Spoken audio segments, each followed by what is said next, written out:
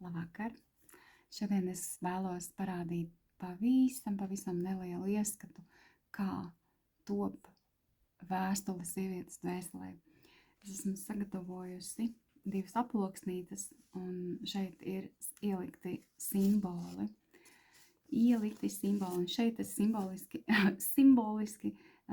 uzliku tādu albumiņu, kur var būtībā ielīmēt šos simbolus un aprakstīt un tā, tāda dienas grāmata. Lūk, sāksim ar šo gadu, un šis gads ir baltā aploksnītē. Nevis tāpēc, ka baltās krāsas gads, bet šoreiz šeit ir krāsa izvilkta citādā veidā. Lūk, krāsa ir šim gadam violeta. Jā. Un tas, ko es pievienoju sievietei, sievietes vēstulē, ja, es pievienoju simbolu sievietes, zirgu un vēl dāvinu bumbuli. Ja. Tā kā man ir ļoti daudz simbolu, ja, tad, lai es labāk saprastu, es priekš sevis arī izvelku šo. Es varu izvilkt, es nevienmēr, protams, tas ir man jādara, bet es varu izvilkt arī papildus simbolus. Un šis ir tas gadījums, ka man gribējās papildus, ja, simbolus. Es jau teicu, kad es interpretēju, ja.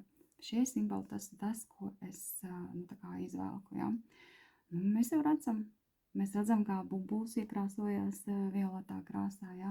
Un tā mēs paņemam arī koku ar lustrām. Ja. Nevis lustrām, bet protams, man tā pārteikšanās, tas vienkārši kaut kas, un pie tā ir jāpierod. Un es aizmirsu, kā pateikt.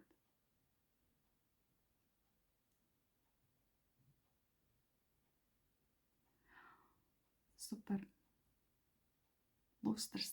Lai lustras, jā. Tīsnībā jau lukturīši. Jā. Tāda es esmu. Un tur es neko nevaru darīt. Tas ir tāds manējais, jā. Lūk, un lai ir viena vieta, es uzlieku šādi. Jā. Un iepriekšējais gads, ko es visu laiku saku, cik interesanti, ka pēc tam tur var krāt un paskatīties, kāds ir iepriekšējais un ieraudzīt to dinamiku, un tas tak ir tik interesanti. Un tas arī palīdz labāk saprast, par ko tad bija tas iepriekšējais un par ko būs nākamais gads. Ja? Un iepriekšējais gads ir šāds. Zaļa krāsa, ja? Tā arī puķīta rozīte, koks, taurantiņš. Ja? Un, jā. Teiksim, es uzreiz redzu, ka zaļā krāstē smuki saspēlējās, ja te ir džinsi, kas ir kā ir taču sili, bet te ir pilnīgi tāds drusku zaļganis iekrāsojies, un arī bumbulīts te ir ar zaļām lapiņām, ja. Lūk, un tad, kad mēs šādi skatāmies,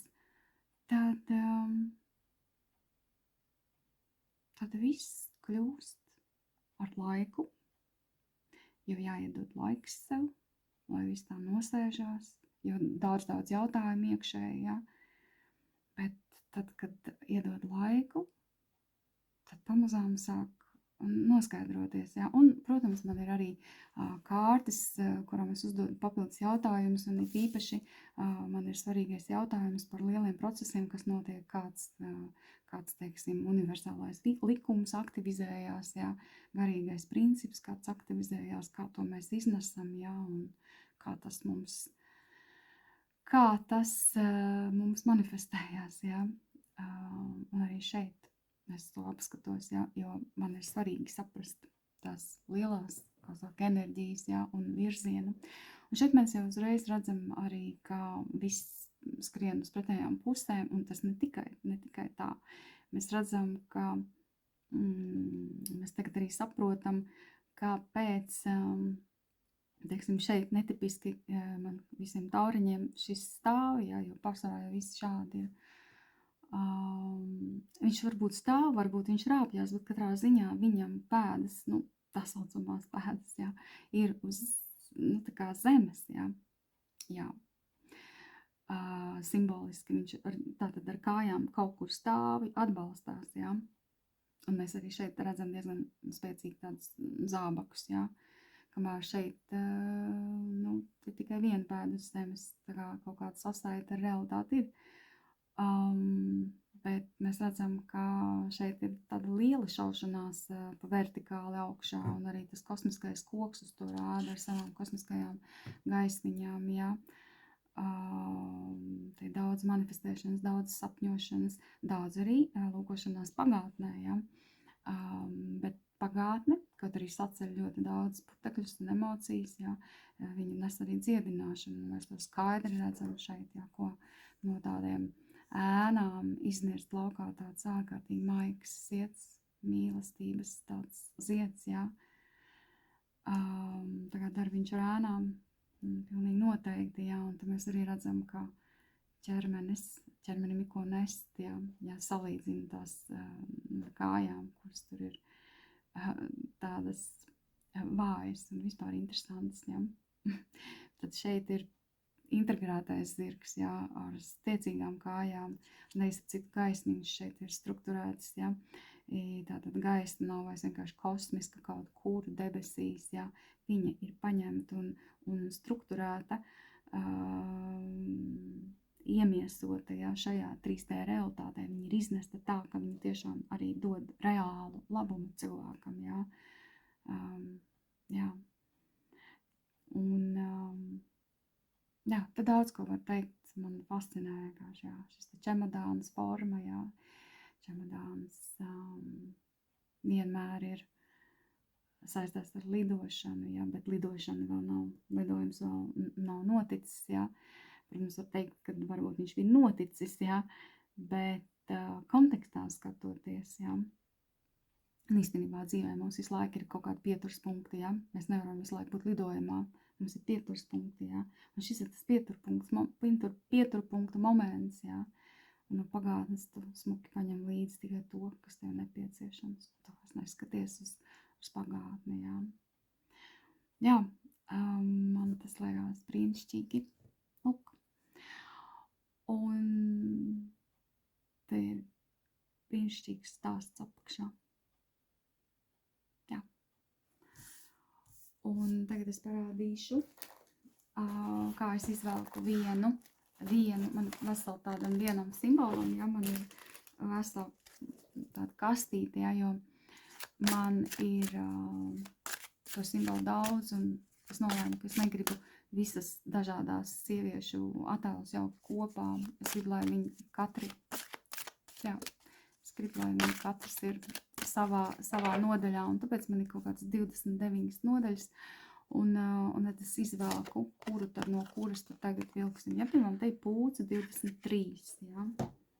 Pūca 23 man ir, tūlīt izvilksim 23. Tā pa ceļam es te vēl kaut ko paskatos. Nu, kad tu esi? Kad tu esi, jā. 23. Jā, 23. Un es viņu lieku tādā smukā draukā un reāli maisu. Tā katru simbolu, jā. Izlozē, nu kā ar kārti izvelc, kurš kārtas numurs, jo kārti ir sanumurēta, jā, ar kārtas numuru. Un tad vienkārši uz tavs, es neskatos, ko es velku, jā. Es neskatos, pioņērka te taču ir, jā. Skaties kāda, jā. Jā, interesanti. Nu, tāda mums te atnāca, jā. Tāds sievietes tās, jā.